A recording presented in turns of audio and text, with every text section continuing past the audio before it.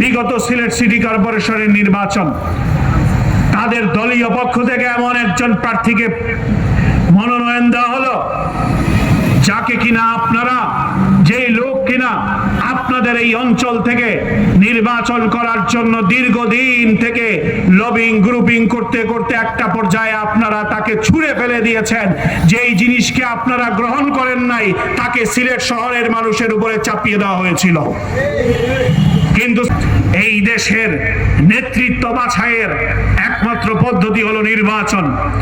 এই নির্বাচন নিয়ে অতীতে বিভিন্ন সময় অনেক ধরনের বিতর্ক থাকলেও এই বিগত সরকারের আমলে নির্বাচন কমিশনকে দলান্ধ বানিয়ে দালাল নির্বাচন কমিশন তৈরি করে, ইন্তেকাল নির্বাচন কমিশন তৈরি করে বাংলাদেশের ইতিহাসে এবং কলঙ্কিত নির্বাচন তারা উপহার দিয়েছিল। জাতীয় নির্বাচন থেকে নিয়ে ইউনিয়ন পরিষদের নির্বাচন, সব জায়গায় শুধু দুর্নীতি আর দুর্নীতি, হানাহানি রাহাজানি ছাড়া আর কিছুই ছিল না। আপনারা সবাই অবগত আছেন, বিগত সিলেট সিটি কর্পোরেশনের নির্বাচন, তাদের দলীয় পক্ষ থেকে এমন একজন প্রার্থীকে মনোনয়ন দেওয়া হলো যাকে কিনা আপনারা, যেই লোক কিনা আপনাদের এই অঞ্চল থেকে নির্বাচন করার জন্য দীর্ঘদিন থেকে লবিং গ্রুপিং করতে করতে একটা পর্যায়ে আপনারা তাকে ছুঁড়ে ফেলে দিয়েছেন। যেই জিনিসকে আপনারা গ্রহণ করেন নাই তাকে সিলেট শহরের মানুষের উপরে চাপিয়ে দেওয়া হয়েছিল। কিন্তু সিলেটের মানুষ কি করেছে? ৫,০০০ ভোটও তার নসিবে আসে নাই। ৫,০০০ ভোটও তার নসিবে আসে নাই। সেই ব্যক্তি আবার মেয়র পদে নির্বাচিত হয়ে গেছে।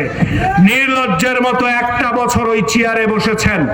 শুধু তাই নয়, ওই সিলেট সিটি কর্পোরেশনের নগর ভবনকে একটি আওয়ামী লীগের সাব অফিস হিসাবে তিনি প্রতিষ্ঠিত করে ফেলেছিলেন।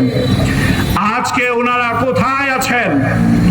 সিলেটের যে স্থানীয় রাজনীতির সৌহার্দ্য ছিল,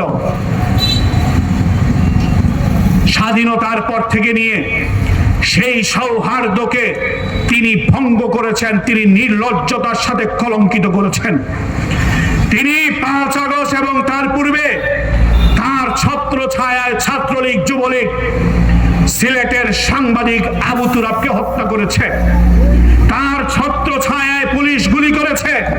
তার ছত্র ছায়ায় ছাত্রলীগের ছেলেরা লম্বা লম্বা রামদা নিয়ে, পিস্তল নিয়ে, গুলি নিয়ে, রাইফেল নিয়ে প্রকাশ্যে রাস্তায় মহড়া দিয়েছে। আজকে আপনি আপনার বাবা মাকে গালি দিয়ে খাওয়াচ্ছেন।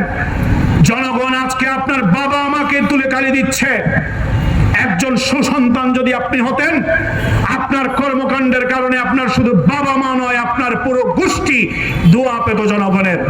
কিন্তু একজন কুসন্তান যখন সমাজে প্রতিষ্ঠিত হয়, তখন তার গোষ্ঠীগণ নয়, তার বাবা মাকে পর্যন্ত মানুষ গালি দেয়। আপনি একজন কুসন্তান হিসাবে সমাজে প্রতিষ্ঠিত হয়েছেন। সংগ্রামী বন্ধুগণ, আমরা স্পষ্ট ভাষায় ঘোষণা দিচ্ছি, বিগত 53 বছর এই দেশের উন্নয়নের স্বার্থে যারাই বাধা হয়ে দাঁড়িয়েছিলেন, সাধারণ আপনি আমি এই জনগণ নয়, যারা এই দেশকে লুটে পুটে খেয়েছেন তারা হলেন যারা ক্ষমতায় বসেছিলেন। পালা বদল করে একের পর এক ক্ষমতায় বসেছেন। নেতার পরিবর্তন হয়েছে, নীতির কোনো পরিবর্তন হয় নাই।